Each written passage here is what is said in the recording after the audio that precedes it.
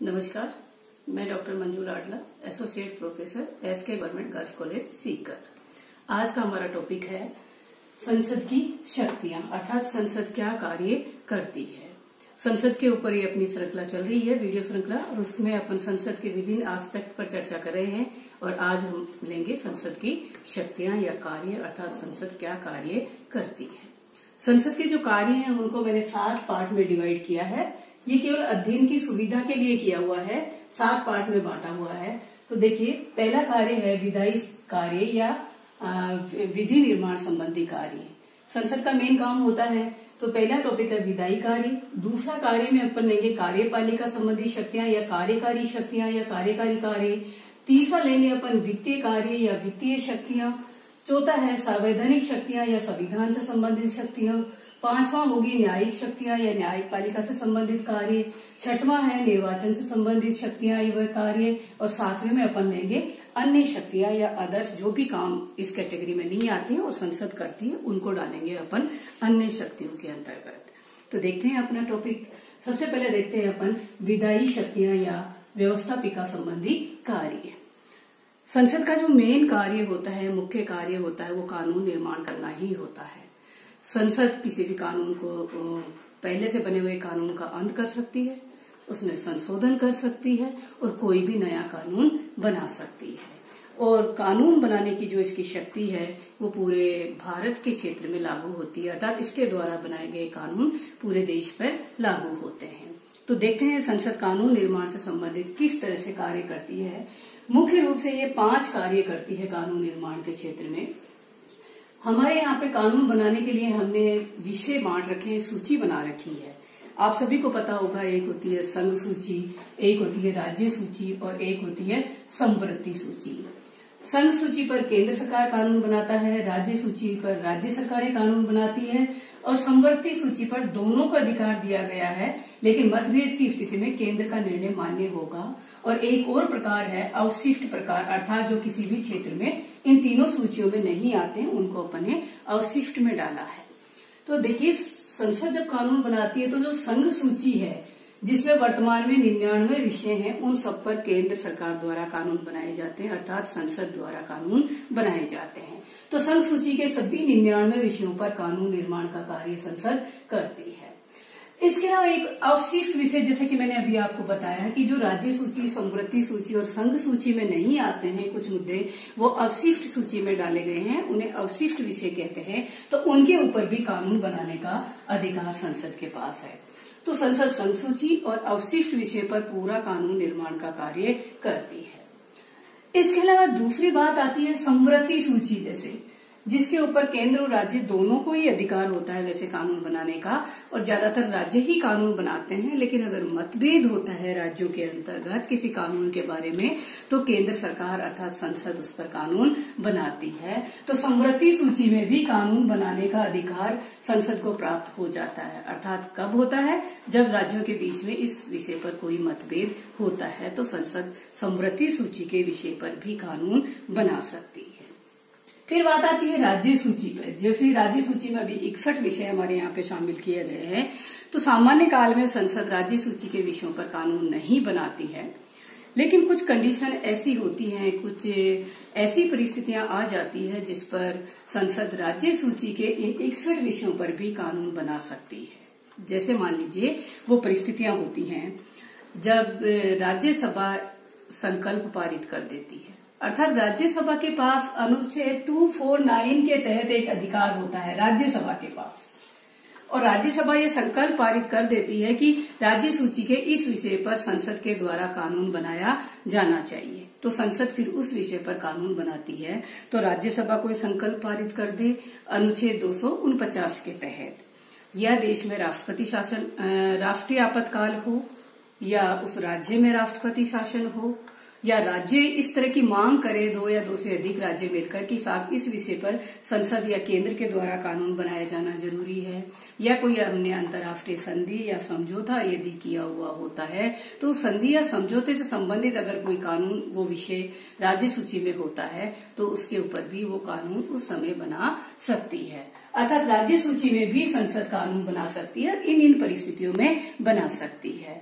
इस तरह संसद की विधि निर्माण की जो शक्ति है वो संघ सूची और अवशिष्ट विषयों पर तो पूर्णतः उसको प्राप्त है, समवर्ती सूची में मतभेद होने पर कानून बनाती है, और राज्य सूची के विषयों पर ये कंडीशन 5 कंडीशन होने पर कि राज्यसभा संकल्प पारित करे, राष्ट्रीय आपातकाल हो, उस राज्य में राष्ट्रपति शासन हो, अंतर्राष्ट्रीय संधि या समझौते को लागू करने के लिए बनाए, या राज्य इस तरह की कोई मांग करे तो संसद राज्य सूची के विषयों पर भी कानून बना सकती है। इस तरह संसद विधायी कार्यों में कानून निर्माण का काम करती है। इस तरह तीनों सूचियों के पश्चात जो चौथा कार्य जो होता है संसद का इस क्षेत्र में वो ये होता है कि अध्यादेशों की स्वीकृति देती है। राष्ट्रपति संसद के विश्राम काल में जो अध्यादेश जारी करते हैं उन पर संसद की स्वीकृति लेना जरूरी होता है। अध्यादेश के बारे में अपन पहले वाली क्लासों में पढ़ चुके हैं, वो भी कानून के जैसे ही होते हैं, और संसद का जब अधिवेशन नहीं चल रहा होता है तब राष्ट्रपति के द्वारा वो कानून के रूप में जारी किए जाते हैं। लेकिन उसके पश्चात जब संसद का अधिवेशन होगा या बैठक होगी तो अध्यादेशों पर संसद की स्वीकृति जरूरी होती है। यदि संसद उन्हें स्वीकार नहीं करती है तो वो अध्यादेश समाप्त हो जाएंगे। तो जो चौथा काम है विधि निर्माण के क्षेत्र में संसद अध्यादेशों को स्वीकृति प्रदान करती है। इसके अलावा संसद एक और काम करती है इसके अंतर्गत, वो ये होता है कि संसद कानून की मोटी रूपरेखा निर्धारित कर देती है और बाकी विस्तृत नियम बनाने का काम कार्यपालिका को दे देती है, और कार्यपालिका उसके तहत बहुत सारे नियम बनाती है और उन्हें हम प्रत्यायोजित विधान के अंतर्गत बनाए गए नियम कहते हैं। अर्थात कार्यपालिका उन शक्तियों का इस्तेमाल करती है और नियम और कानून बनाती है, तो संसद उनका भी निरीक्षण करती है और वो चाहे तो उन्हें भी रिजेक्ट कर सकती है। इस तरह संसद विधि निर्माण कार्य में 5 काम करती है।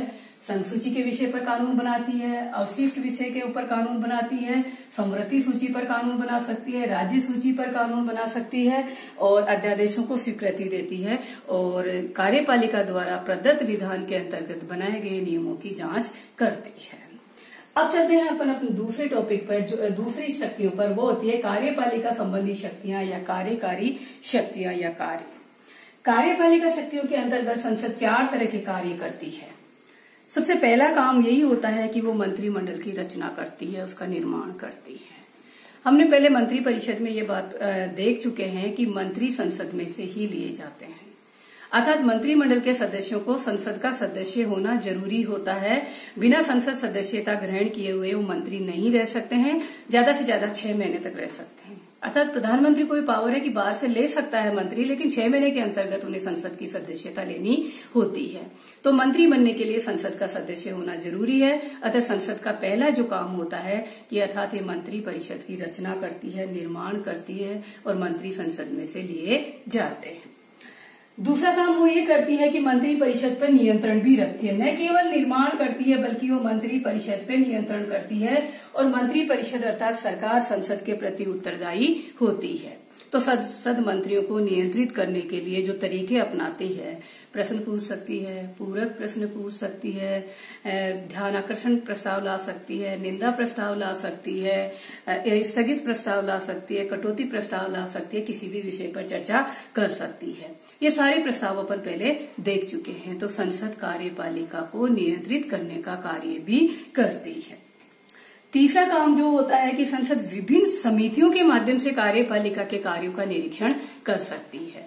संसद को अगर लगता है कि कार्यपालिका में कहीं गलत हो रहा है या कहीं शक्तियों का दुरुपयोग हो रहा है तो कोई भी समिति बना सकती है और समिति के माध्यम से उसको जांच कर सकती है, उसके कार्यों का निरीक्षण कर सकती है।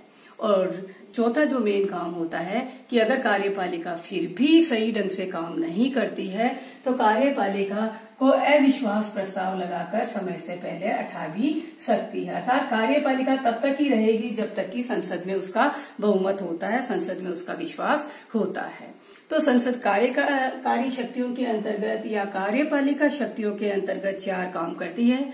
मंत्रिमंडल का निर्माण या रचना करती है, मंत्री परिषद पर या कार्यपालिका पर नियंत्रण रखती है, विभिन्न समितियों के माध्यम से उसके कार्यों का निरीक्षण कर सकती है और लास्ट में अविश्वास प्रस्ताव लगाकर सरकार को गिरा सकती है या कार्यपालिका को हटा सकती है। फिर देखते हैं अपन वित्तीय कार्य या पैसे से संबंधित कार्य। वित्तीय कार्यों के अंतर्गत संसद 2 कार्य करती है।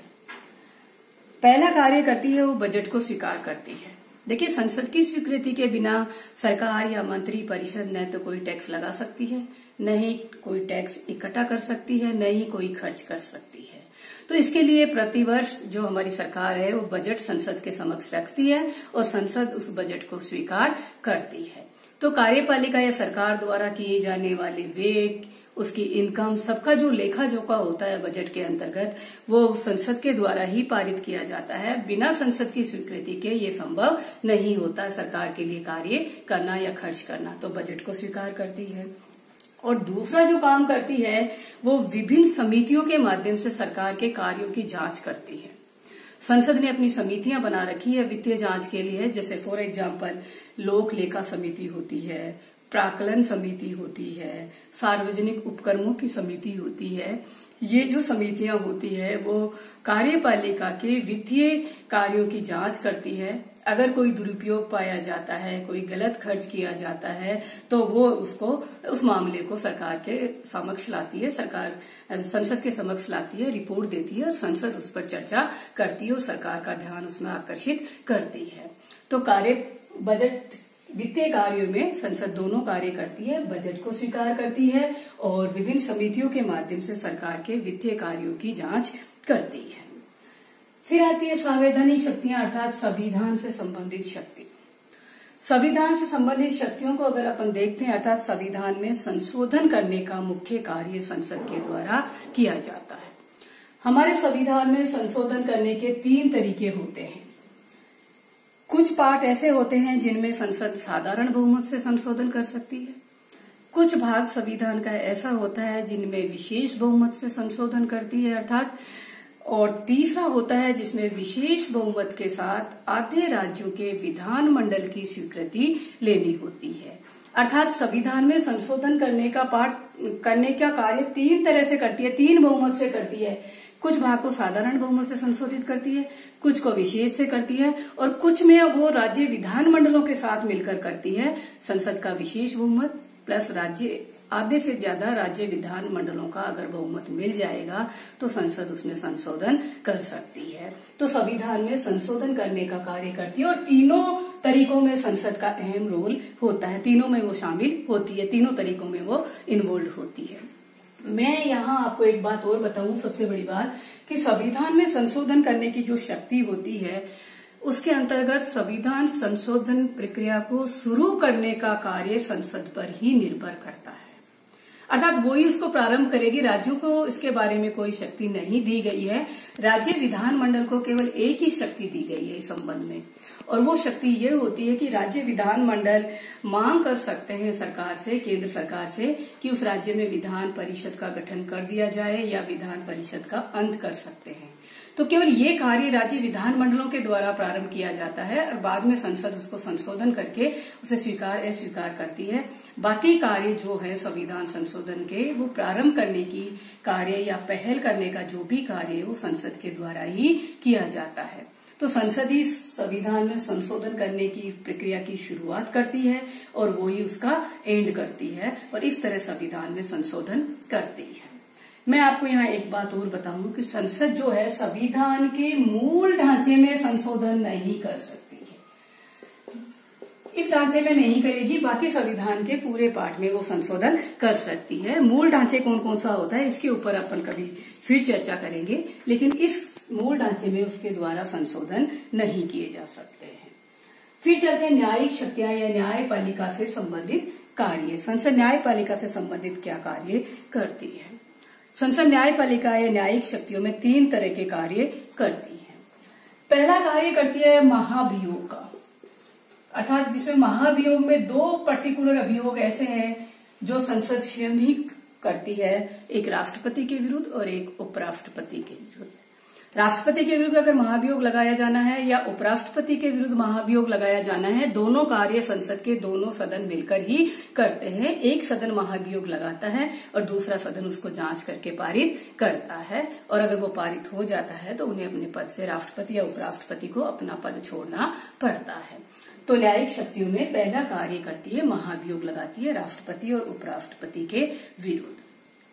दूसरा जो मेन काम करती है न्यायिक शक्तियों के अंतर्गत वो ये होता है कि उच्चतम न्यायालय के मुख्य न्यायाधीश, उच्च न्यायालय के न्यायाधीश, नियंत्रक एवं महालेखा परीक्षक, निर्वाचन आयुक्त, मुख्य निर्वाचन आयुक्त, इस तरह के जो अधिकारी होते हैं उनको हटाने के बारे में संसद राष्ट्रपति को सिफारिश करती है। अर्थात इसकी सिफारिश के आधार पर ही ये हटाए जा सकते हैं। तो इनको हटाने की प्रक्रिया के बारे में भी अपनी राय देती है, प्रक्रिया पारित करती है। और तीसरा न्यायिक कार्य जो ये होता है संसद का, कि अगर संसद के विशेषाधिकारों का हनन होता है, चाहे संसद के सदस्यों के द्वारा ही किया जाए या बाहरी सदस्यों के द्वारा किया जाए, तो उसके विरुद्ध अनुशासनात्मक कार्यवाही करती है, उसे दंडित करने का काम भी करती है। तो संसद न्यायिक कार्यों में 3 कार्य करती है। महाभियोग लगाती है, दूसरे जो अधिकारी हैं, मुख्य न्यायाधीश है, उच्चतम न्यायालय के, उच्च न्यायालय के नियंत्रक महालेखा परीक्षक है, मुख्य निर्वाचन आयुक्त है, इनको हटाने के बारे में भी राष्ट्रपति को सिफारिश करती है। और तीसरा काम होता है अपने विशेषाधिकारों का उल्लंघन करने वाले व्यक्तियों को दंडित करने का कार्य भी करती है। फिर आता है निर्वाचन से संबंधित शक्तियां, अर्थात चुनाव से संबंधित कार्य भी संसद को करने होते हैं। और यहाँ पर यह मुख्य रूप से 4 कार्य करती है संसद निर्वाचन से संबंधित। पहला काम वो ये करती है कि वो राष्ट्रपति का चुनाव करती है। राष्ट्रपति के चुनाव की प्रक्रिया अपन पहले पढ़ चुके हैं। राज्य विधानसभाओं के साथ मिलकर संसद के दोनों सदन राष्ट्रपति के चुनाव में कार्य करते हैं, चुनाव का, और निर्वाचक मंडल के सदस्य होते हैं।